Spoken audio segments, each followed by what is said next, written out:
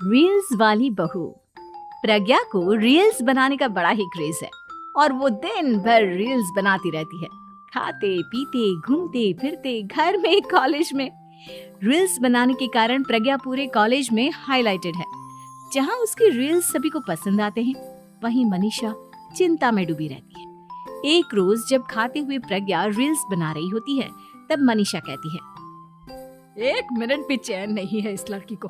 ये नहीं कि खाना तो आराम से खा ले, लेकिन नहीं, अरे थोड़ी देर रील्स नहीं बनाओगी तो आसमान नहीं टूट पड़ेगा।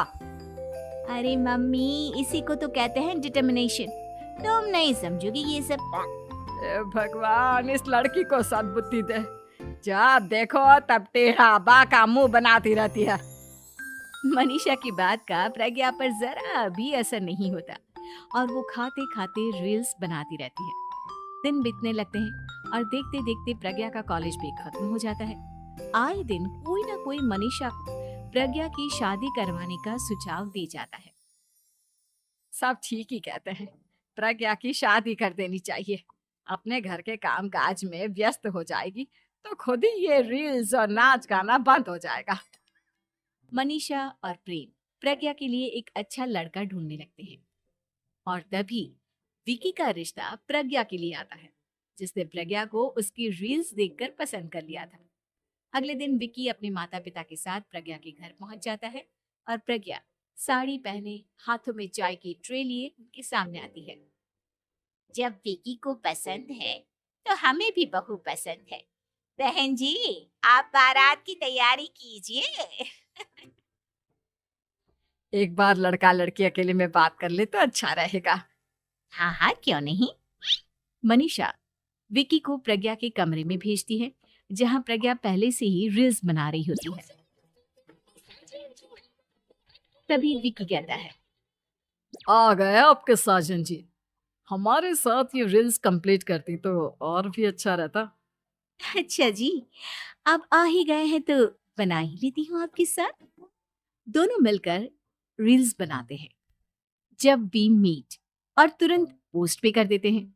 फिर विकी कहता है, जब आप साड़ी में चाय लेकर आए तब मुझे लगा कि कहीं मैं गलत घर में तो नहीं आ गया।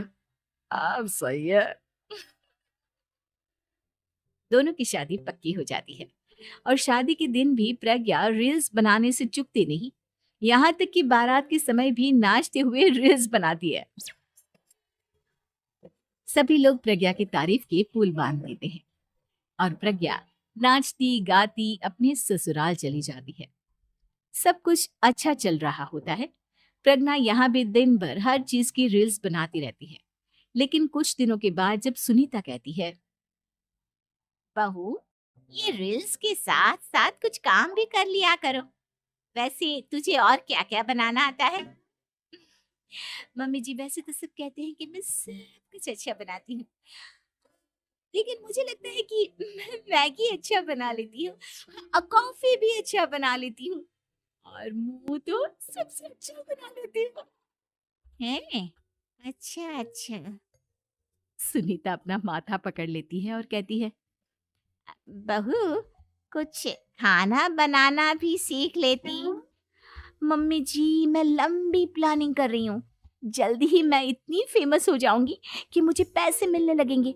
हम दोनों सास बहू राज करेंगे, राज नौकर काम करेंगी और लोगों की तो लाइन लगेगी हमसे मिलने के लिए। तेरा दिमाग खराब हो गया है क्या बहू?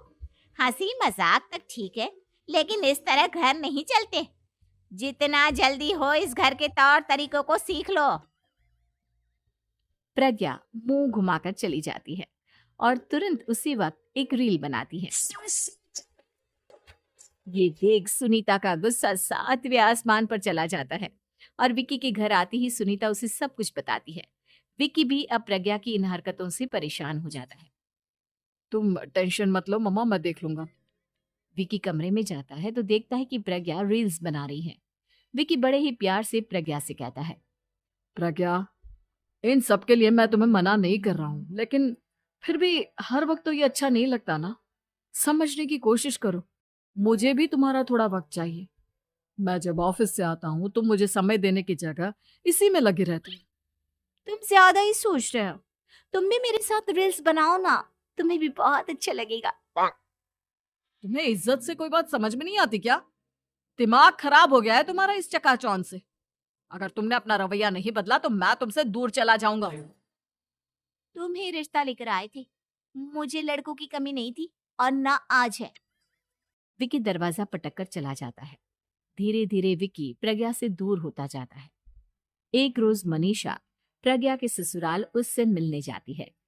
तब सुनीता उससे कहती है, बहन जी, अब आई हैं तो कुछ दिन यहाँ रहकर जाइएगा, आप ही का घर है।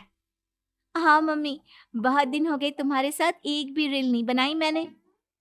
प्रज्ञा तुरंत अपने फोन में रील्स ऑन कर लेती है। ये सब मुझसे नहीं, तेरा ये भूत अभी तक नहीं उतरा क्या? बहन जी आप कुछ कहती नहीं क्या इसे? जब आप ही कुछ नहीं कर पाई तो मैं कर ही क्या सकती हूँ। सास तो वैसी ही बदनाम है।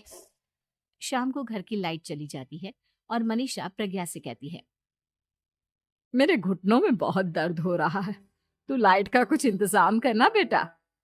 अच्छा कैंडल जला देती हूँ मम्मा। प्रज्ञा गाते हुए कैंडल जलाती है और खिड़की के पर्दे के पास रख देती है। मनीषा जिसे बहुत दर्द हो रहा है वो सो जाती है और प्रज्ञा हमेशा की तरह अपने रील्स में लग जाती है। उधर कैंडल की वजह से पर्दा आग पकड़ लेता है और मनीषा के कमरे में आग लग जाती है। बचाओ, कोई है, बचाओ। सभी भागते हैं और विकी कमरे की आग बुझाने में लग जाता है, लेकिन तब तक मनीषा आधी जल चुकी थी।